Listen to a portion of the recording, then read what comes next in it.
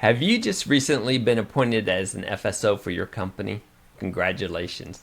This video is for you, especially if you are an FSO and you already have a full-time job on top of it, such as a program manager, an engineer, somebody in the C-suite, maybe even the owner of the company, and your company is of the size where the FSO is appointed, but they are not a security professional.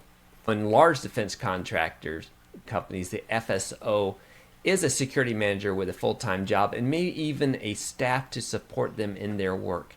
There is a lot of work to do as an FSO, and so I put together a video that will show you what your responsibilities are, how you can delegate your responsibilities so that, not your authority, but your responsibilities, so that all the work gets done. I just want to solve that one problem for you. You're appointed as an FSO, you've got tons of training to do, and you're being fed through a funnel that just has a lot of information coming to you, and you need to do this job, and you're trying to protect your ability to remain on a classified contract with so many responsibilities. I want to show you how to navigate these responsibilities and let you know that while you can't delegate your authority, you can delegate a lot of these tasks, and you can rest assured that you're going to be in compliance with NISPOM if you follow the instructions in this video. The first thing you should learn is that you can delegate your responsibilities. Most of these tasks that I'm going to relay later can be delegated to capable employees. You also have the opportunity to outsource your FSO requirements. You maintain the position as FSO, but let another company do those FSO tasks. That's what my company, Thrive Analysis Group, does. And I hope to be able to show you some of your options as an FSO so you don't have to go it alone. Yes, you're appointed as FSO. Yes, you're the only one in the company appointed to that task. So congratulations. Now let's get moving and I can show you how to get this done. Hi, I'm Jeff Bennett. I'm with Thrive Analysis Group, and I also run NISPOM Central. Thrive Analysis Group is where you can go to request FSO services or Facility Security Officer services. NISPOM Central is where you can go to get books and training to help you with your FSO requirements. And so this video is for you, those of you who work in medium-sized companies or larger where you are the appointed FSO, but you are not a security professional.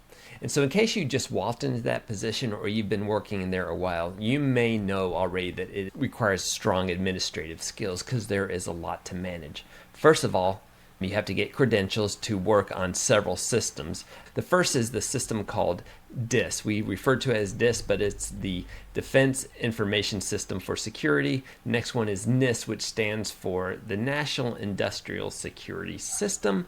And the last one is NBIS, which is the National Background Investigation System. All three systems are required for different reasons, and you as the FSO must get your background checks and your certification to be able to access these systems. And it's harder than most people think. I've worked with FSOs who didn't even have a CAT card, and when they got their CAT card, they didn't have the right certifications. If you're an FSO that's also a corporate executive in the C-suite, a chief engineer, you know a lot of times you don't have time to meet some of these FSO requirements. There's help. You can delegate these tasks to other employees. You as the FSO are responsible for executing those tasks, but you can delegate them to employees, and I'm going to show you some things that you can delegate. One is everything that you do on the DIS is having to do with personnel security clearances. So on the DIS, you want to maintain security clearances, do your visit authorization requests, file your foreign travel, and sometimes report adverse information. That will be all done on the DIS. Again, an assistant FSO can do those tasks. On the NIS, this is where you maintain your facility security clearance information, such as your DD Form 441, which is the NDA for the Defense Contractor Organization, or the 312, which is for foreign ownership, control, and influence. And those need to be maintained on that system. For the NBIS, that is the system where you initiate security clearances or start reinvestigations for continuous evaluation. So maintaining those three systems is key. There are also some certifications that you have to go through, paperwork that you have to go through to maintain those.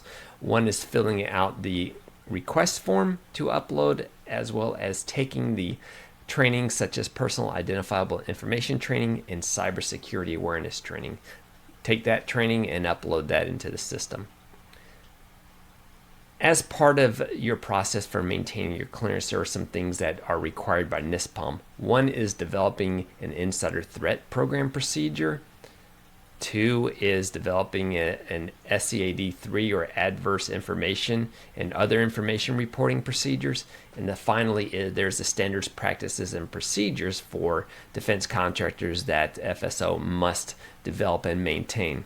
You can get these templates from fellow professionals, but they need to be tailored toward your organization, and those are inspected by DCSA.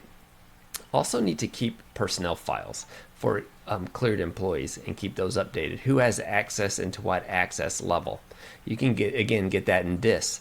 But some requirements for employees are the SF312s, to be sure those are signed and uploaded into DIS, as well as when an employee leaves and no longer have access to classified information, they must be debriefed, and that debriefing occurs on the SF312 as well. Some other things that you're required to provide to cleared employees and document is cleared employee training. Mandatory training is security awareness training, whether it's initial or the recurring annual training that has to be documented.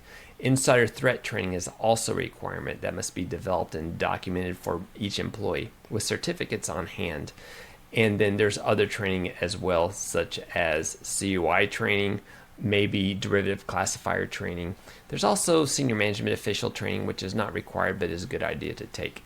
The FSO, as FSO, you need to take 20 hours or more worth of FSO training, which is found on the DCSA website. Now, the other requirement that FSOs are required to do is the self-inspection, and that is done on the self-inspection handbook for NISP contractors that can be downloaded from DCSA. Again, this is a requirement that FSOs are to maintain and write a report. This also can be delegated to assistant FSOs. That self-inspection program is required to be conducted once a year.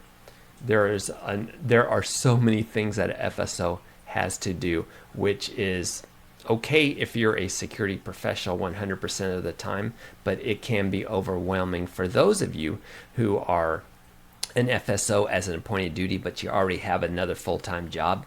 Just remember, most of the tasks can be delegated. If you want to learn more about being an FSO, we have, again, at NISPOM Central, you can go there and get books and training. Additionally, we have training that you can give to your cleared employees so you don't have to develop that training yourself. We can also write your procedures for you, such as the SPP, the insider threat procedure, and the SEAD3 reporting procedure that's required. So again, you can outsource your training and your procedure writing, and you can also outsource your FSO tasks. For example, our company Thrive Analysis Group, we are a company that provides outsourced FSO tasks, and we can help you maintain your facility clearance by performing your FSO tasks for you that you will be responsible for, but we will do all the work.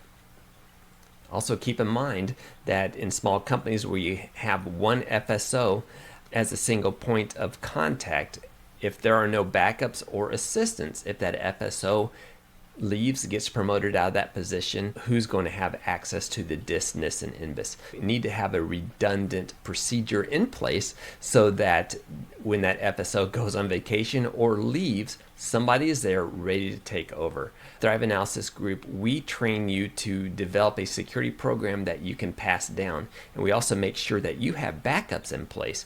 And we'll also develop for you something called an FSO notebook, which has everything that I listed and more. There are so many requirements that an FSO must undertake, and we will manage that for you and develop an FSO notebook for you that we can go through and make sure all your tasks are completed, and you can rest assured that they are being completed as you do your full-time job. If you ever need any help, please contact us. Our contact is below or the platform that this video is coming through.